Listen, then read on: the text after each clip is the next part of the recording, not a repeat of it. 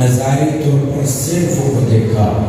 عمر میں 3 دن کے تھے تو عیسیٰ روح اللہ بن گئے، صرف میں خاتون تھی تو مریم مقدس بن گئی، صرف میں خاتون تھی تو خدیجہ کبریٰ بن گئی، صرف میں خاتون تھی تو کوثر آل رسول بن گئی، فاطمہ زہرا بن گئی۔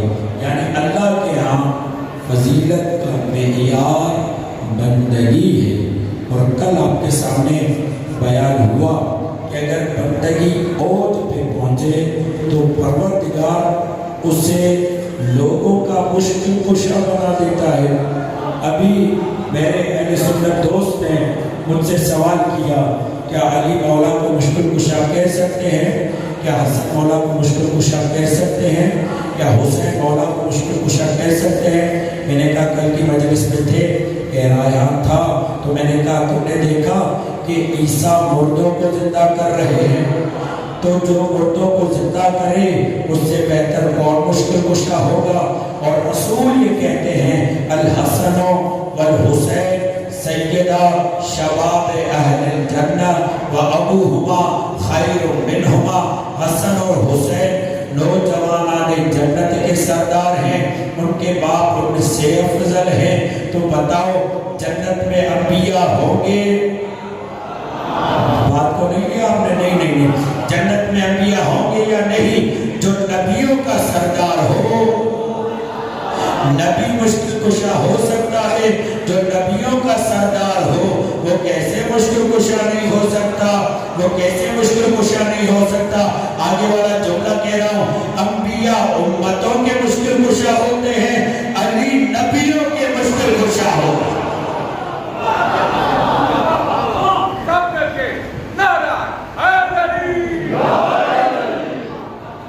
فرق یہ ہے کیونکہ ولایت کا فرق ہے، انبیاء امتوں کے مشکل کشا ہوتے ہیں، حسن و حسین اور علی انبیاء کے مشکل کشا ہوتے ہیں، اسی لیے وہ جنت میں تمام کے سردار ہیں۔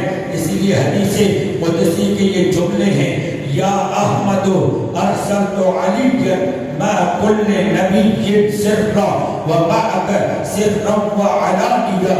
اے محمد، اے احمد، ہم نے علی کو ہر نبی کے ساتھ سری طور پر مدد کے لیے بھیجا،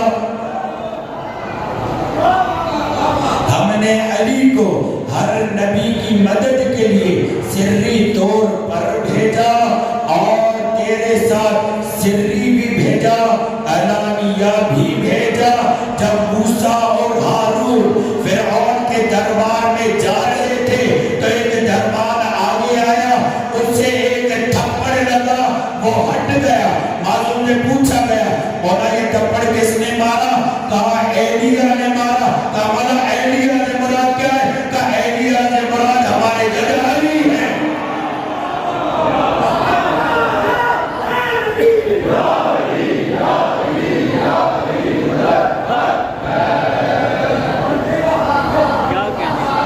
ہر نبی کی مدد کی، اور آپ نے دیکھا بہت پرانی بات ہے یہ، اگر سامنے آئی تو بیان کرتے ہیں کہ چین کے کوئی کاف وادی پر کچھ ماہر آثار قدیمہ تحقیق کر رہے تھے، تحقیق کرتے کرتے انہیں کشتی نظر آئی۔ جب کشتی نظر آئی تو وہ کشتی کے جو تختے تھے بوسیدہ تھے، نکالتے رہے، ایک تختہ ایسا نظر آیا جس پر نام لکھے ہوئے تھے، سب بوسیدہ تھے، سب ختم تھے، مگر جس پر نام لکھے ہوئے تھے وہ بوسیدہ نہیں تھا۔ اور نام کا انداز دیکھیے، یہ ہاتھ کا پنجہ تھا، انگلیاں بنی ہوئی تھی، ہاتھ کے اس حصے پر کچھ دعائیہ کلمات تھے اور بیچ میں کچھ نام لکھے ہوئے تھے۔ انہوں نے وہ تختی اٹھائی اور جو زبان کے ماہرین تھے انہیں دیا، 8 ماہرین نے اس کا ترجمہ کیا۔ جب ترجمہ کیا چینی زبان میں تو انگلش زبان میں ترجمہ کروانے کے لیے ایم ایف مارکس کو انگلینڈ سے اور اس سے پوچھا گیا کہ یہ کیا ہے، تو اس نے یہ بتایا، آپ بیٹھے ہیں، میں نے وہاں بیٹھے ہیں، اس نے بتایا کہ یہ حضرت نوح کی کشتی کے تختے پر لکھی ہوئی دعا ہے حضرت. اور یہ میں ڈھکی چھپی بات نہیں کر رہا ہوں. آپ جائیں میوزیم ماسکو کا لکھیں, وہاں پر یہ کشتی آپ کو لکھی ہوئی مل جائے گی. گوگل کریں, وہاں پر یہ مل جائے گا. حسن گیلانی نے کتاب لکھی ہے پوری. تو کہا اس میں کیا ہے؟ کہا لگتا یہ ہے حضرت نوح جب مشکل میں تھے تو اللہ سے توسل کرتے ہوئے اس دعا کو لکھا. تو اس سے پوچھا گیا کہ کیا آپ بتا سکتے ہیں؟ ایم ایف مارکس اس کا نام ہے, کہ یہ دعا میں کیا لکھا ہوا ہے؟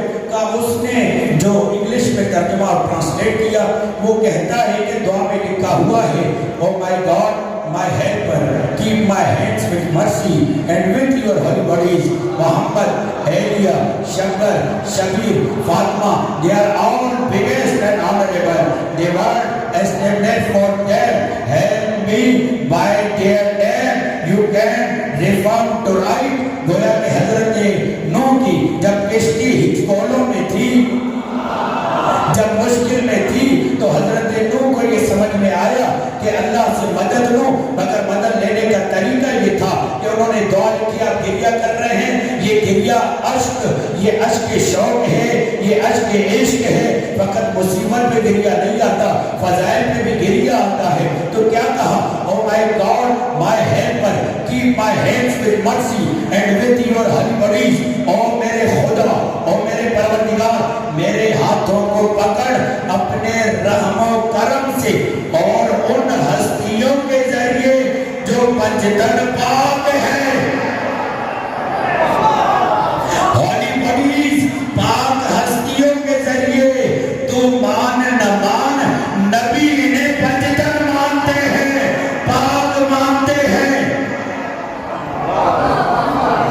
یہ جملہ اور اس کے بعد oh my God my helper keep my hands with mercy and with your holy bodies. محمد, ایلیا, شبر, شبیر, فاطمہ. کہتے ہیں یہ محمد تو سب کو پتا ہے, یہ ایلیا کون ہے, یہ شبر کون ہے, یہ شبیر کون ہے, یہ فاطمہ کون ہے. فاطمہ کا نام بھی واضح ہو گیا. کہا ایلیا توریت میں علی کو کہتے ہیں. بھائی وہ واقعہ بھول گئے کہ جب ایک یہودی پانی سے گزر رہا تھا, علی مولا ساتھ میں تھے, مگر جب وہ پانی دریا سے گزرا تو اس کے پانی کی تری اس کے قدموں پہ لگ رہی تھی. علی مولا کو کہا کاش آپ کو بھی اس میں اعظم ہوتا تو آپ بھی دریا کراس کر لیتے. تو علی مولا نے دریا کراس کرنا شروع کیا.